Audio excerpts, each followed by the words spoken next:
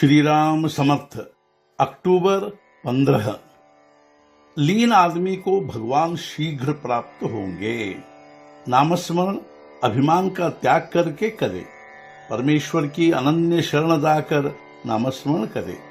कई बार ऐसा होता है कि जब हम नामस्मरण करते हैं तो अभिमान बढ़ने लगता है। तब अभिमान के कारण साधना व्यर्थ जाती है।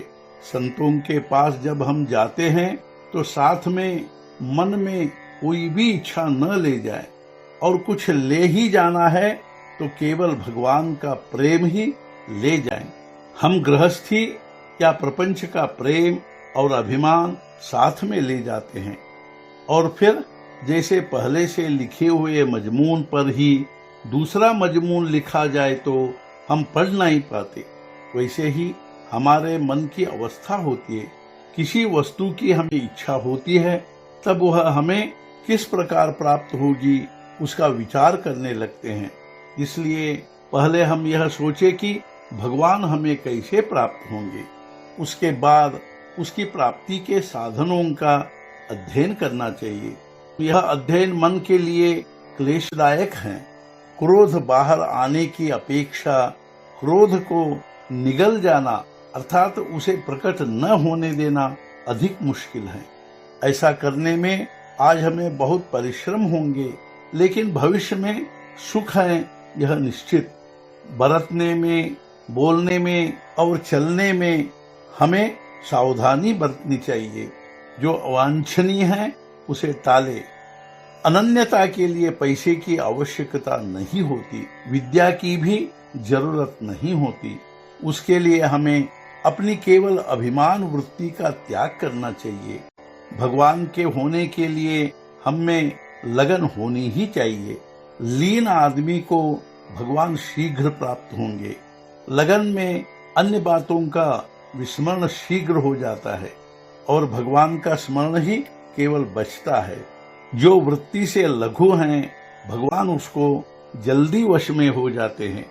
मनुष्य बड़ा होने पर छोटों की तरह नम्रता से व्यवहार करे तो वह बहुत अच्छा होता है। मन में हमें बहुत दृढ़ और बलवान होना चाहिए।